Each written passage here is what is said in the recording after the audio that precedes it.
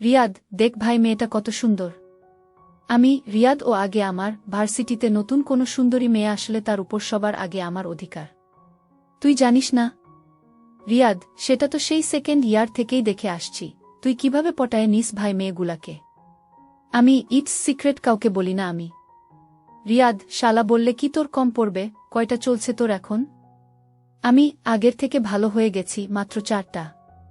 রিয়াদ, 4টা? তুই মানুষরে ভাই, আমরা একটা পাই না আর 4টা গার্লফ্রেন্ড সামলাস, কিভাবে সম্ভব?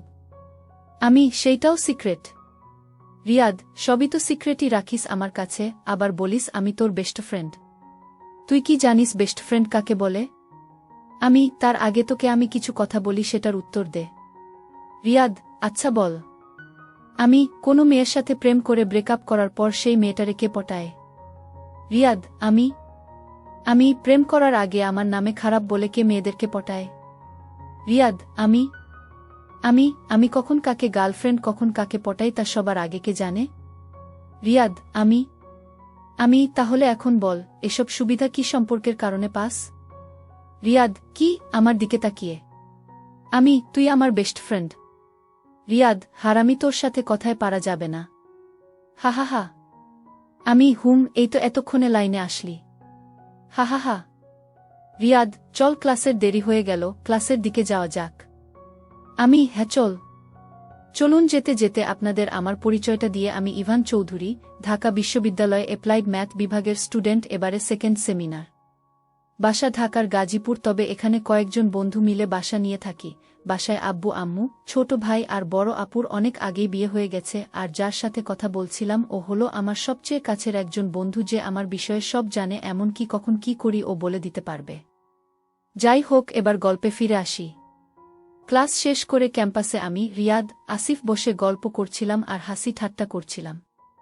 তখন আসিফ আমাকে নিয়ে কথা তোলে। তার আগে বলে রাখি, আসিফ আমার ভালো ফ্রেন্ড, তবে আমি মেয়েদের সাথে যে টাইম পাস করে পরে ব্রেকআপ করি সেটাকে কখনো সমর্থন করে না। ও চায় আমি একজনের সাথেই রিলেশন করে তাকেই বিয়ে করি, তবে না কিছু না পরে না হয় আপনাদের আমার অতীত বলবো, এখন না হয় আসিফ কি বলে সেটা শোনেন। আসিফ, রিয়াদ, তুই তো একটু ইভানকে বুঝাতে পারিস, জীবনে একজন থাকা ভালো, তাকে ভালোবেসে শেষে তাকে বিয়ে করবে। রিয়াদ, তোর কি মনে হয় ও আমার কথা শুনবে? আসিফ, কি রে ইভান? হ্যাঁ বল। আসিফ, তুই কি আমাদের সময় দিতে ক্যাম্পাসে সময় কাটাতে আসলি, নাকি ফোনে তোর গার্লফ্রেন্ডদের সাথে কথা বলতে? শোন, একটা কথা বলি। আসিফ, বল। জীবনের প্রতিটা ঘন্টা, মিনিট, সেকেন্ড অনেক গুরুত্বপূর্ণ। আমাদের সবার উচিত একটুও সময় নষ্ট না করা। দেখ, আমি কিন্তু তোদের সাথে আছি, আবার নীলা আর হিমাদ্রির সাথেও কথা বলছি, এতে তোদেরও সময় দেয়া হচ্ছে আর ওদেরও। রিয়াদ, হালা, তোর সময় তোর কাছেই রাখ, আমাদের সময় দিতে হবে না, আরও 1-0টা গার্লফ্রেন্ড বানা, তাদের সেই সময়গুলো দিস। খুঁজে দে না ভাই, ভালোই হয়। হা হা হা। আসিফ, মেয়েদের জীবন নিয়ে এমন খেলিস না রে ভাই, পরে কোনো মেয়ে তোর সাথে চিট করলে তখন কষ্ট পাবি। একটা কথা বলি, আল্লাহ ছাড় দেয়, ছেড়ে দেয় না, এই কথাটা মাথায় রাখিস। চুপ করতো ভাই, এসব প্যাচাল অফ কর। রিয়াদ, কিরে, তিন্নির খবর কি? ওই একমাত্র যে তোর সাথে 1 মাস পার হয়ে গেল টিকে থাকা। গতকাল রাতে ব্রেকআপ করলাম। রিয়াদ, কেন? আরে দোষ তো ওর না, দোষ তো আমার। আমারই তো 1 মাসের বেশি একটা মেয়েকে ভালো লাগে না। রিয়াদ, কি করে ব্রেকআপ করলি? তাহলে শোন। সন্ধ্যা থেকে কথা বলছিলাম তিন্নির সাথে, জানিসই তো আমি কখনো একই সময় একটাকে সময় দেই না, তখন আবার হিমাদ্রির সাথেও কথা বলছিলাম। হঠাৎ করে হিমাদ্রি বল, ভিডিও কলে আমাকে নাকি দেখতে মন চাইছে, কথা তো এখন রাখতেই হবে, তাই কলে গেলাম। তার মধ্যেই আবার তিন্নিকে মেসেজ দিতে ভুলে গেছিলাম, তাই ও কল দিয়ে এনাদার কল দেখে নাকি ওর কান্না পাইছে, কান্না করছে, তারপর আমাকে মেসেজ করে বলে, তিন্নি, ইভান কার সাথে কথা বলো? আরেকটা গার্লফ্রেন্ডের সাথে। তিন্নি, দেখো, মজা করো না, এমনিতেই কষ্ট হচ্ছে, আর এখন এসব কথা বলে আর কষ্ট দিও না। এদিকে আমার তো তখন তিন্নির সাথে ব্রেকআপ করার চিন্তা মাথার ভিতর চলে আসে, কারণ তিন্নিকে তখন আমার কাছে প্রচণ্ড প্যারা লাগছিল, তাই হিমাদ্রির সাথে ভিডিও কলে কথা বলার সময় একটা স্ক্রিনশট তুলে তিন্নিকে পাঠিয়ে দিলাম। স্ক্রিনশট দেখে তো তিন্নির অবস্থা তখন খারাপ, কি বলবে তখন কিছুই ভেবে পাচ্ছিল না। তিন্নি, তুমি আমাকে মিথ্যা বলছো তাই না? এটা তোমার অন্য কেউ হয়? কে দে?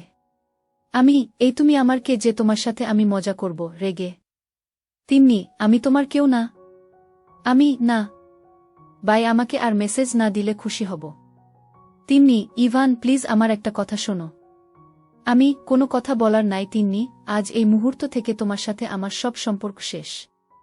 তিন্নি, ইভান প্লিজ এমন করো না জান। আমি বাই। Then blocked. হাহাহাহা, কথাগুলো মনে হতেই হাসি পেয়ে গেল। রিয়াদ, হাসিস না ভাই, তোর ব্রেকআপের কথা শুনলে আমারই মেয়েটার মনের অবস্থা ভেবে খারাপ লাগে। আমি আহারে, এতই যখন খারাপ লাগে আমি ব্রেকআপ করার পরে তাদের তোর গার্লফ্রেন্ড বানিয়ে নিবি। হাহাহা। আসিফ, ইভান ভালো হয়ে যা, এখনো অনেক সময় আছে তোর জীবনে। আমি রিলেশন করতে থাকি মনের মতো একজনকে পেলে সবাইকে ছেড়ে দিয়ে তাকেই শুধু ভালোবাসব আর তাকেই বিয়ে করব। আসিফ, তখন সেই মেয়েটা যদি তোকে ঠকায়? আমি এত ভাবি না রে ভাই, মেয়েরা হলো ছলনাময়ী। আজ আমার সাথে দেখবি প্রেম করছে, আবার আমি ব্রেকআপ করলে কিছুদিন পর গেলেই দেখবি আরেকজনের সাথে প্রেম করছে। আসিফ, সব মেয়ে কিন্তু একরকম না। আমি সব মেয়ের কথা বলিনি, আমি এমন মেয়েকেই খুঁজছি যে এমন টাইপের না, সবার থেকে আলাদা, যে আমাকে পুরা চেঞ্জ করে ফেলবে, আমায় ভালোবেসে আর আমার জীবনের অতীতটা ভুলিয়ে দিবে। রিয়াদ, কি অতীত আবার তোর? আমি না, কিছু না, এমনি বললাম, চল বাসায় চল। আসিফ ভাই, তুই পুরা রহস্যতে ঘেরা। আমি হ্যাঁ, রহস্যময় ছেলে। হাহাহা। আমি, রিয়াদ আর আসিফ একটা অটো নিয়ে আমাদের বাসার দিকে যাচ্ছি, হঠাৎ রাস্তায় চোখটা একটা রিকশার উপরে আটকে যায়। এটা আমি কি দেখছি? ও এখানে কিভাবে? আজ যখন পেয়েছি ওর দেখা, আমার তখন সবটা জানতে হবে। ওর কাছে আমার অনেক কিছু জানার আছে। যে আমি মামা, অটো ড্রাইভারকে বললাম। ড্রাইভার জবি, আমি অটোটা একটু দাঁড় করান, আমি নামব। রিয়াদ, কোথায় যাবি রে? আমি, তোরা যা, আমি আসছি বলেই অটো থেকে নেমেই দৌড় দিলাম। অনেক দূরে দৌড়ে এসেও আর পেলাম না।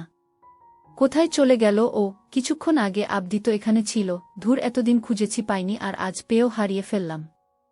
আপনারা ভাবছেন তো আমি কাকে দেখে এমন অটো থেকে নেমে আসলাম? সবটাই জানতেন পারবেন আমাকে নিয়ে। কি এত রহস্য আমার মাঝে?